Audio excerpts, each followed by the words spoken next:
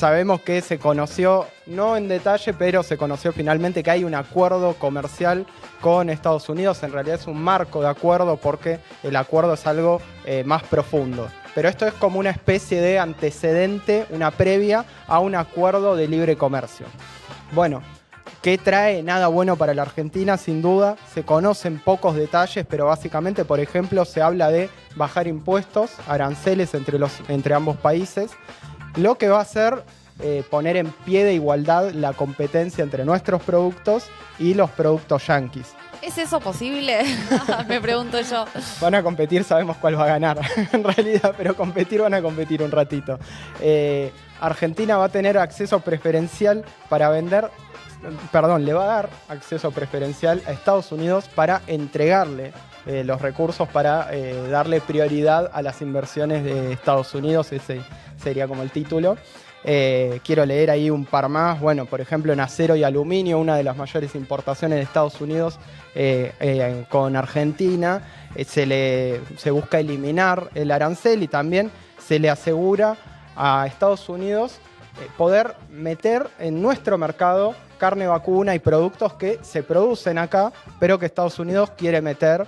Lo hablábamos hace un ratito, los productores agropecuarios están a las puteadas, o sea, un sector históricamente muy gorila, inclusive alineado con Estados Unidos, está a las puteadas porque le toca competir con los productores yanquis, ¿no? Sí, específicamente por lo que leí, como que importaríamos productos porcinos, aviares, lácteos, cosa que suena medio ridícula sabiendo la producción de estas cosas que nombré que tenemos acá en Argentina, ¿no? También vi que se va a importar ganado en pie, o sea, como vacas vivas, más allá de que te vendan la carne ya fraccionada. Suena medio absurdo tratándose de un país como Argentina, que siempre tenemos millones y millones de vacas, ¿no? Es una tomada de pelo, tipo, una estupidez. Sí, es realmente una tomada de pelo. Es el sector más, siempre se dice, el más dinámico de la economía y el que genera los dólares. Además, fundir ese sector podría ser realmente grave para el país. Mirá que no, si algo no tenemos son dólares. Si matás al único sector, con todas las diferencias que podemos tener, que te da dólares, y la verdad que es muy complicado planificar un futuro. Otras normas, hablábamos de la quita de aranceles, que además a todo esto quiero decir algo. Estamos en un momento en donde el dólar está pisado, está barato a propósito, como fue en los 90. Esto lo que hace es favorecer la importación de productos.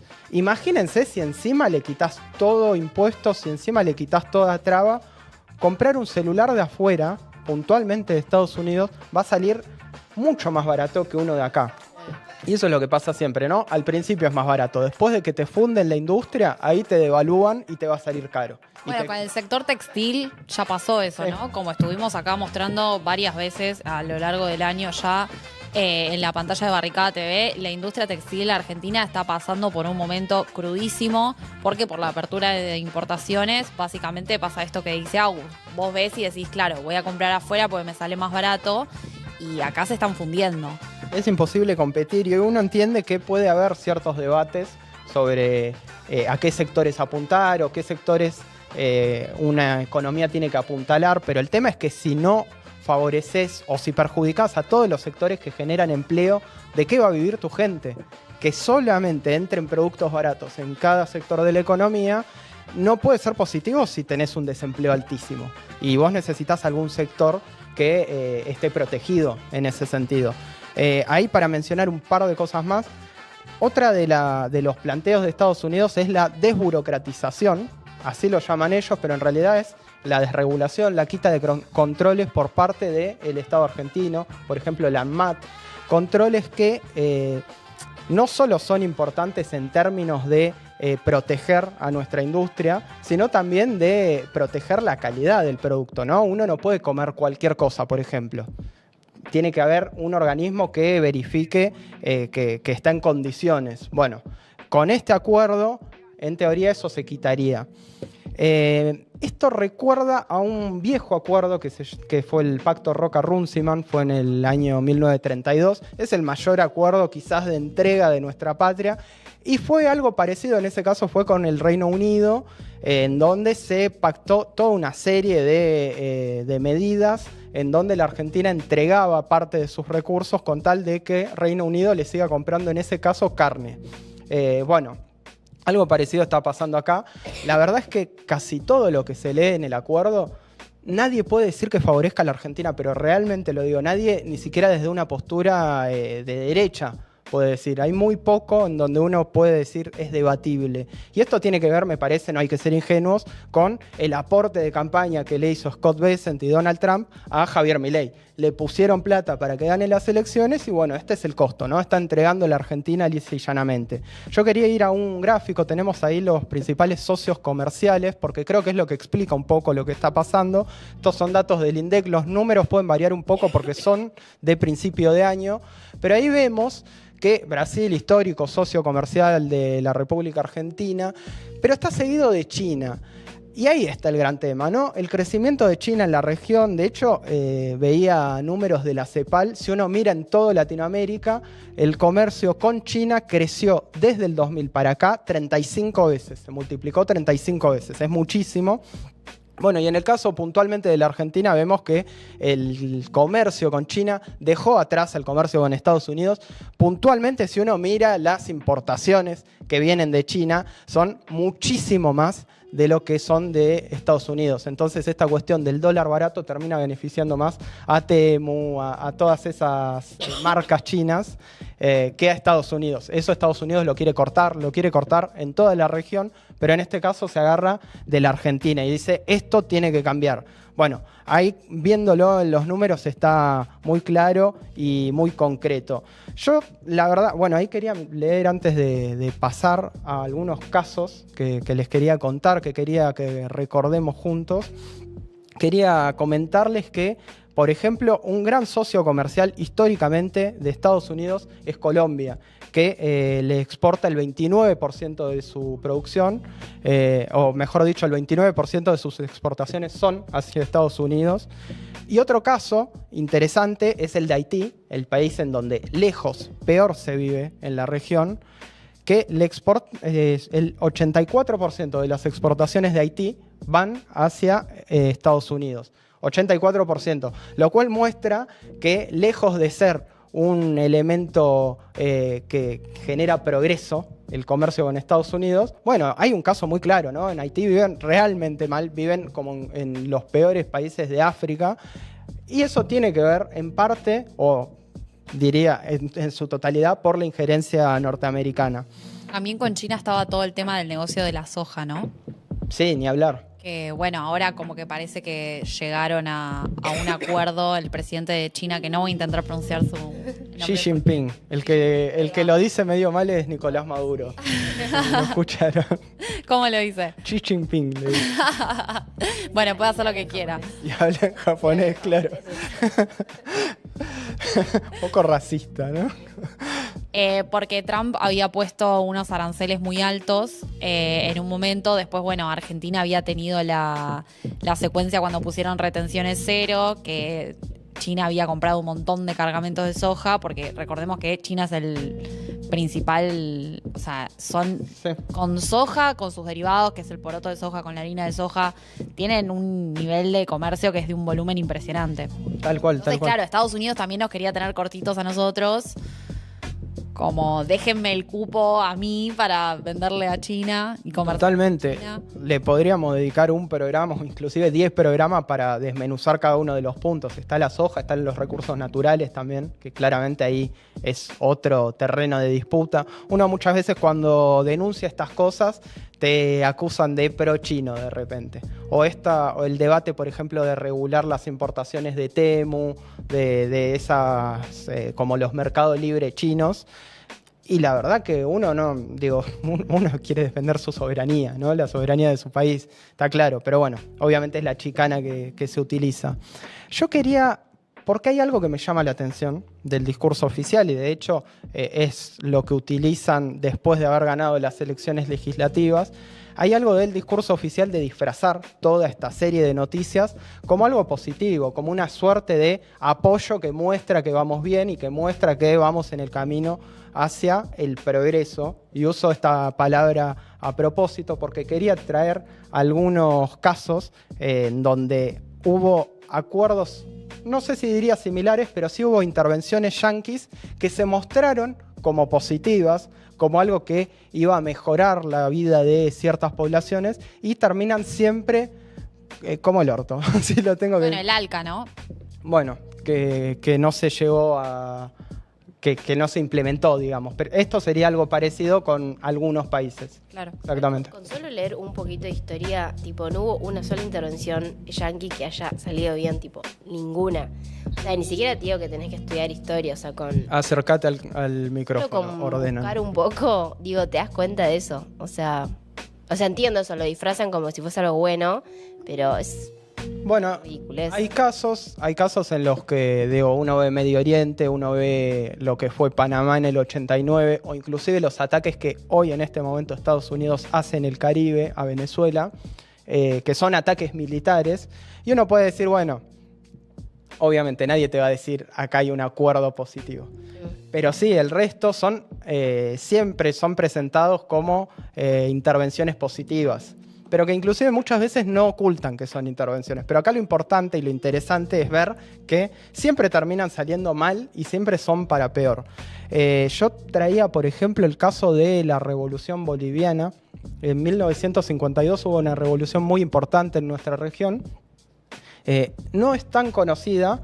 Fue un caso liderado por, ahí vemos por ejemplo imágenes de Canal Encuentro, fue liderado por la COB, que es la principal central obrera de Bolivia, que la verdad que desconozco ahora la composición, pero en ese momento tenía un sindicato muy combativo en la minería, que encabeza la revolución y lleva a Paz Estenssoro, que si no me equivoco es el padre del nuevo presidente de Bolivia.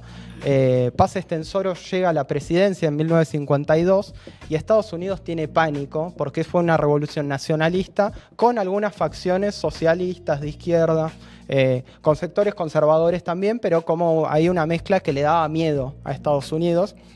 De hecho hay documentos desclasificados, recuerdo la fecha 1952, en donde se dice que tienen miedo de que sea una revolución fascista o peronista. Esa es la palabra que usaban en la CIA.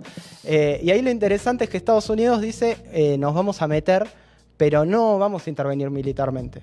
Vamos a darle apoyo a este gobierno. Lo reconocen diplomáticamente, le dan prioridad en inversiones, le dan prioridad en préstamos. Y ahí empieza a surgir algo que, como digo, 1952 asume Paz Estenssoro, después viene el siguiente presidente, porque es como que hacen una suerte de recambio interno, respetando como el equilibrio de las fuerzas dentro de la revolución. Viene un nuevo presidente más conservador, él va más de lleno a las reformas liberales, apoya ciertas medidas de Estados Unidos, como ya directo se privatizan algunas empresas con capitales yanquis. La cuestión es que la tercera presidencia termina siendo de vuelta de Paz Estenssoro, quien ya vuelve hecho y derecho como un presidente alineado con Estados Unidos, y ya la revolución termina siendo algo contrario a lo que inicialmente era. Se convierte en un gobierno de derecha, que además finalmente Estados Unidos le hace un golpe de Estado y mete un presidente propio. O sea, se le fue metiendo en el gobierno de a poco, le puso plata, le puso inversiones, bueno, esto genera trabajo, esto le va a dar apoyo para crecer, termina cooptándole el país y finalmente gobernando a alguien que designa a Estados Unidos un dictador directamente. Quería pasar a un segundo caso. Este es un caso para mí muy interesante porque se habla mucho de Kennedy, que fue asesinado y quedó medio como un mártir en algunos sentidos, porque tuvo algunas leyes sociales que estuvieron buenas, por ejemplo, respecto a los negros, que estaban absolutamente excluidos de la vida política de Estados Unidos. Ahí sí podemos ir teniendo a mano el video de Kennedy, que es el de la Alianza para el Progreso. Bueno, brevemente para contarles, es más o menos de la misma época. En 1960 se lanza la Alianza para el Progreso, en donde el presidente yanqui Kennedy, un demócrata, un hombre que se presentaba como con ideas progresistas, dice: lo que tenemos que hacer no es invadir el resto de la región, no tenemos que atacar al resto de los países, lo que tenemos que hacer es apoyar financieramente a los países que están más de nuestro lado. Tenemos ahí un video de Kennedy explicando, vamos a verlo y lo explicamos.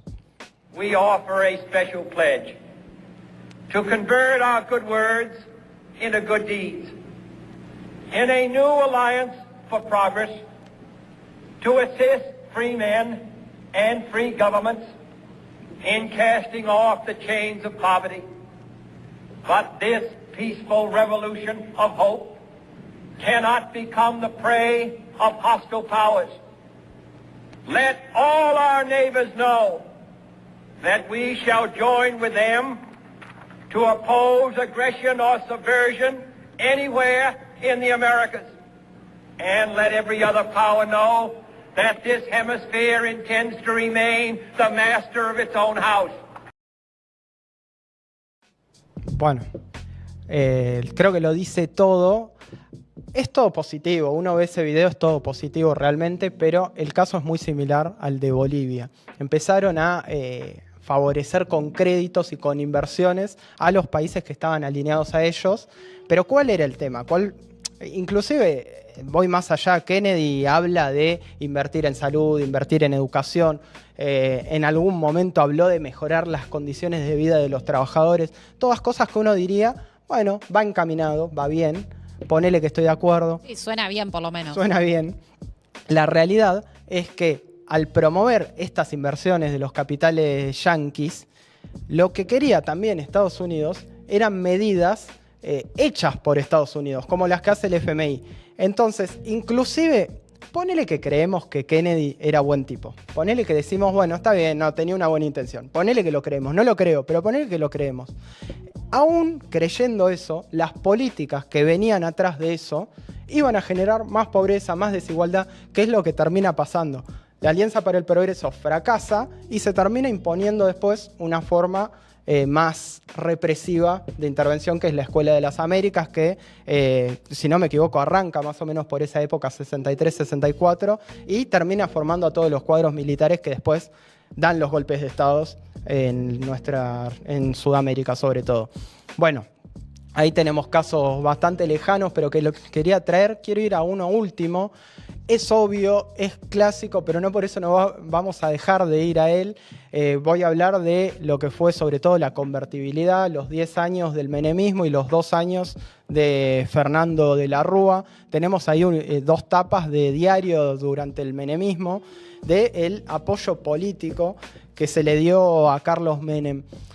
Miren, estuve revisando bastante y la verdad es que está lleno de tapas de diario, en general, como vemos, en mala calidad, pero está lleno de tapas de diario que muestran que el FMI apoyó a Argentina, que Argentina aplicó recetas neoliberales. Pero acá lo que me parecía interesante es que se lo nombra a Clinton. ¿Por qué? Porque es lo único parecido a lo que vemos hoy, en donde funcionarios yanquis salen a decir, banco este gobierno está bien, este gobierno es exitoso, hay que imitar a este gobierno. Sí, el otro día el CEO de la multinacional Bunge elogiando a Milei y a su gobierno. Bueno, eso se ve mucho, de hecho, bueno, esa multinacional le puso los 2 primeros ministros de Economía a Menem. También sí seguimos con vínculos. Bueno, obvio. Es explícito, pero aparte, bueno, esto, ¿no? Un presidente hablando de otro país. En Estados Unidos puede ser un poco más normal, pero sigue siendo raro, ¿no? Decir yo apoyo, o ponerle que condenar otro país es una cosa, pero que un presidente yanqui te salga a apoyar no es tan común, por lo menos. Y tenemos ahí un último video de quien sucedió a Carlos Menem, de Fernando de la Rúa, anunciando el último crédito que le dio el Fondo Monetario Internacional, que se llamó el blindaje. Ahí si lo tienen a mano. Queridos argentinos, los esfuerzos de este año dieron sus frutos. He anunciado un blindaje internacional que nos saca del riesgo y crea una plataforma extraordinaria para el crecimiento. Pero en definitiva, terminamos este año con un gran éxito, el blindaje 2001. Esto es lo que estábamos haciendo mientras algunos decían que no hacíamos nada. No tomo medidas que sean pan para hoy y hambre para mañana. Ya estamos hartos de eso. El mundo ha sabido ver las virtudes de un gobierno serio y de un país con futuro. El 2001 será un gran año para todos. Qué lindo es dar buenas noticias. Bueno, el 2001 no fue un buen año, creo que lo sabemos.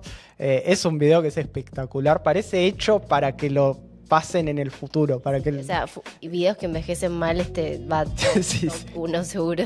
Totalmente, totalmente.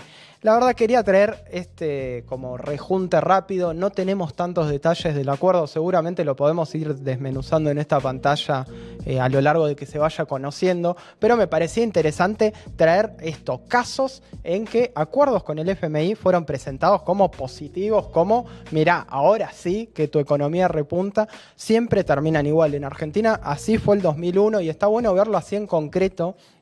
Se decía que Argentina iba a crecer, se decía que el apoyo político que le daba Clinton, primero Bush padre y después Clinton a Menem, iba a ser lo que motorice la economía. De hecho, estuve viendo también discursos de Menem, son calcados a los que da Milei, o mejor dicho, los de Milei son calcados a los de Menem. Bueno, nada, eso, quería hacer un repaso, también conectándolo con sectores que uno... o que en el sentido común quedaron como progresistas o un poco más humanos, como es el caso de Kennedy. Bueno, siempre la intención es la misma, es intervenir de alguna forma y siempre termina, lamentablemente, de la misma forma.